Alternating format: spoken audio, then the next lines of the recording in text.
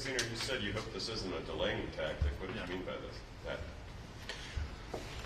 So the context we're operating under here is that 90% of the American public, in poll after poll after poll, wants this, is demanding this reform.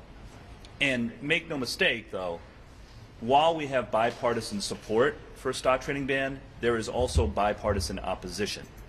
The difference is, while those of us who are for a ban are very vocal about our views, the opponents are quiet, right? They don't get in front of the cameras and say, no, we want to keep trading stocks, but they are in the ear of leadership on both parties, right? There are members in both parties who do not want this to happen, who are in the ear of leadership, who are trying to stop this from happening, right?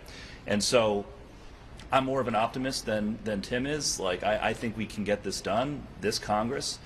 I hope that this is the beginning of a regular order process where, to Brian's point, you know, the bill can be perfected even more on its way to the floor in an eventual vote. But, you know, if this is an attempt to just placate us with a hearing, then that's obviously not going to be good enough. And maybe I'll just add to that and say that we've seen a lot over the years of how people can stop things from moving forward. And so I think what you need, and I think we have, is a really committed group of people who say, we're going to get it to the floor one way or another. So we can go through regular order, we can go through another process, but we do need to get it to the floor, because that is the place where somebody's got to press a yes or no button. That's the place where, if you're in private saying, I don't really want this, but you're out in public saying, you know, yes, we need to do this, those two views come together when you press that button. Now, we want to make sure we succeed. I'm an optimist. He does know my name, by the way, but he just insists on calling me Pariah Paul. But I really think that this is a moment where we've got the country with us. We have, we have examples of bringing to the floor things that both of our leaderships have not wanted to bring to the floor. And I do think if we can have a strong vote in the Senate, as in the House, as we saw last night with the Epstein files, we can have a strong vote in the Senate, and we can get the bill to the president's desk. And just to add to that, the plan always was to have both a hearing and a vote. One without the other doesn't work. It's irresponsible to have a vote without having a hearing and airing all these issues out, much of what was reported this morning, all these contingencies. And it's also not acceptable to have a hearing and not a vote. So both are important, and both will happen. Both will happen. Hearings today, this will get a vote, trust me. And in terms of the Senate, you better believe that once this does pass the House, which it will, we are all going to go migrate over to the other chamber, and we'll do this every day of the week if we have to. That's right. And by the way, every day. It's already passed out of committee in the Senate. Yeah. Anyone else? In your view, why do you think leadership does not want to bring this to a vote in the regular? I didn't say that they don't want to. I said that, look, I don't know what Mike Johnson is thinking. I don't know what Republican leadership is thinking. I know what the American people want. I know that we have a bipartisan coalition of members that are very passionate in our desire to get this done. But I also am clear-eyed about the fact, and I'm not going to name names, but I'm clear-eyed about the fact that there are members on both sides who are trying to kill this, just like they have successfully killed this in every prior Congress since the issue was first raised. And so, I'm here today in a spirit of being hopeful, and I view this as a positive step, but it's just the first step. There needs to be, there needs to be a vote. Were you guys expecting this to start as a markup as opposed to a hearing, or have you told it would start as a markup as opposed to a hearing? I think a hearing is really important.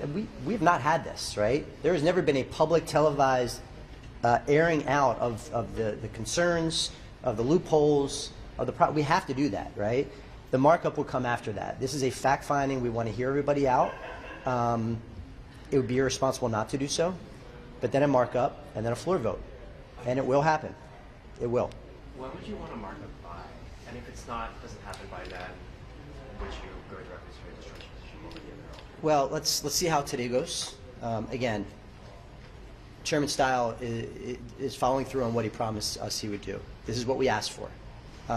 This is not going to take forever.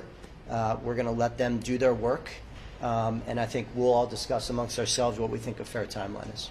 And it's a gutsy move by them to do it, because obviously they're behind the scenes. As one of the members discussed earlier that folks are back door, they're saying, we don't want this, but when it gets on the floor, they're going to be our biggest cheerleader. So it's definitely a gutsy move to get it in the committee, and I salute the committee for their guts to do it, because this is, like we said, the hearing is the proper way to go. We need to air it out. Yes, I mean, keep in mind, members' names are going to be mentioned in these hearings. You know, that's part of the fact finding is, okay, what members have done what in terms of trading.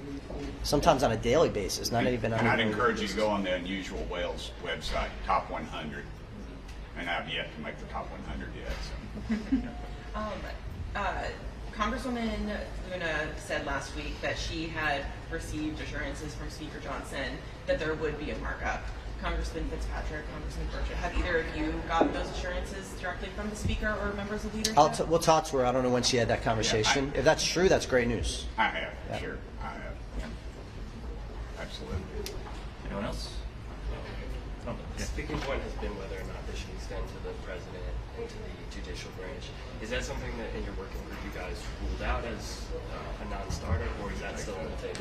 Yeah, so we discussed it, and I think many of us are supportive of including the president and vice president as they were included in the Senate bill that passed out of committee.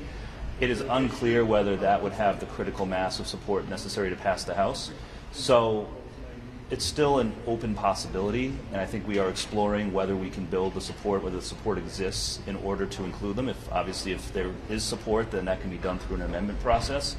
But rather than delay the process of introducing the reworked bill while we figure that out, we decided to go ahead, introduce the bill, keep the momentum going, and then, that's still an open question. And I also want to add, Alexandria gave a quote this morning about how she views this as once this domino falls, it's going to manifest in a lot of other very positive ways, and I couldn't agree more. I think that's really important. That's why we really want to get it done at the bare minimum for our chamber.